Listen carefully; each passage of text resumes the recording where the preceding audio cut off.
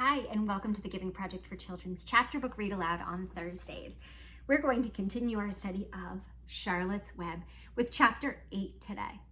Chapter 8 is called A Talk at Home, and our reading strategy that we're going to continue to focus on this week is the 5-finger retell, characters, setting, problem, solution, and conclusion or ending where we're at right now. Again, every chapter doesn't always have a problem and a solution, but so far we've been able to find one. Now, where we left off in last chapter, the old sheep had just told Wilbur that Lurvy and Mr. Zuckerman and John Arable were planning to kill him when it comes to winter time. And Wilbur freaked out and cried a lot in a very sad voice. And Charlotte said, "No, cut it out. Enough crying. I'm going to fix this." And so as we go to chapter 8, I'm wondering if we're going to find out what that solution is, or we're going to start to see what that solution is. So sit back, relax, and enjoy chapter 8 of Charlotte's Web. On Sunday morning, Mr. and Mrs. Arable and Fern were sitting at breakfast in the kitchen. Avery had finished and was upstairs looking for his slingshot. "Did you know that Uncle Homer's goslings had hatched?" asked Fern. "How many?" asked Mr. Arable. "7, replied Fern. "There were 8, but one didn't hatch, and the goose told Templeton that she didn't want it anymore, so he took it away." The goose didn't want what?" said Mrs. Arable, gazing at her daughter with a queer and worried look. "She told Templeton she didn't want his egg anymore," repeated Fern. "Who's Templeton?" Mrs. Arable said.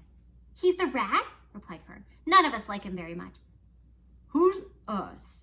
said Mr. Arable. "Oh, everybody in the barn cellar. Wilbur and the sheep and the lambs and the goose and the gander and the goslings and Charlotte and me." "Charlotte?" said Mrs. Arable. "Who's Charlotte?" She's Wilbur's best friend, and she's terribly clever." "What does she look like?" said Mrs. Arable. Well, said Fern thoughtfully, "she has 8 legs. Well, all spiders do, I guess." "Charlotte is a spider," said Mrs. Arable, concerned, and Fern nodded. "A big gray one. She has a web across the top of Wilbur's doorway, and she catches flies and sucks their blood. Wilbur adores her." Does he really?" She was staring at Fern with a worried expression on her face. "Oh, yes, Wilbur adores Charlotte," said Fern. "Do you know what Charlotte said when the goslings hatched?" "I haven't the faintest idea," said Mr. Arable.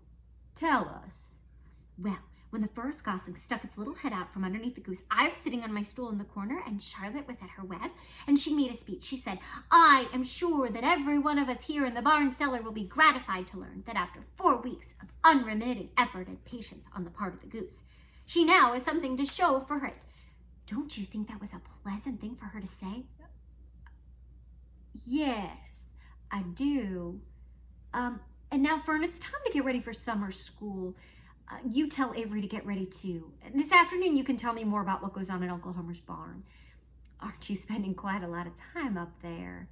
You go almost every afternoon, don't you?" "Yes, I like it up there," said Fern, and she wiped her mouth and ran upstairs. After she had left the room, Mrs. Arable spoke in a low voice to her husband. "I'm worried about Fern. Did you hear the way she was talking and rambling on about animals and pretending that they talked?"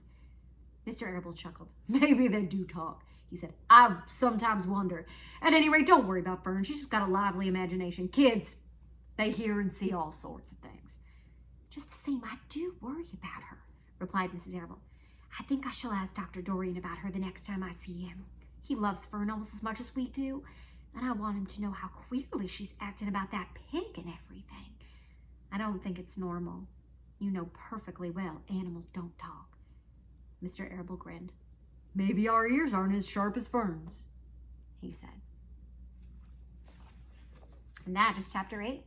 It's a really short one. And while it doesn't give us any clarity on what Charlotte is going to do, it does give us a glimpse into the fact of Fern and her family.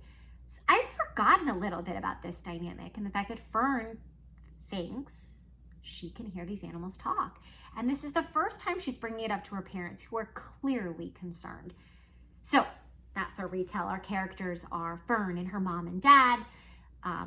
Our setting takes place actually at the Arable house, in the Arable's kitchen as they're having breakfast. Our problem is that Fern tells her parents so much about the animals talking that they're concerned that Animals don't talk, but Fern is hearing them talk. The solution, there really is no solution yet, other than Mrs. Arable says that she's going to call the doctor and see if she could talk to the doctor about how Fern is seeing and hearing things these days. So we're left with that. That's how we end. So I'm interested to see what happens with that dynamic too. So we kind of have two stories going on right now. We have the story at the barn and Charlotte and Wilbur and what's going to happen. And we have Fern and her family and the human characters in this story. So it's really interesting how E.B. White really gets us back into that second story. So I wonder actually where the next story is going to take place. Is chapter 9 going to take place in the barn, or maybe at Fern's house, or maybe even at the doctor's? I'm not sure. So that was a really interesting chapter, really kind of moved the plot along, and I'm interested to see what chapter 9 has. So thank you so much for sharing this chapter of Charlotte's Web with us, and I love sharing these books with you. So let's continue to develop our love of reading together. Till next time.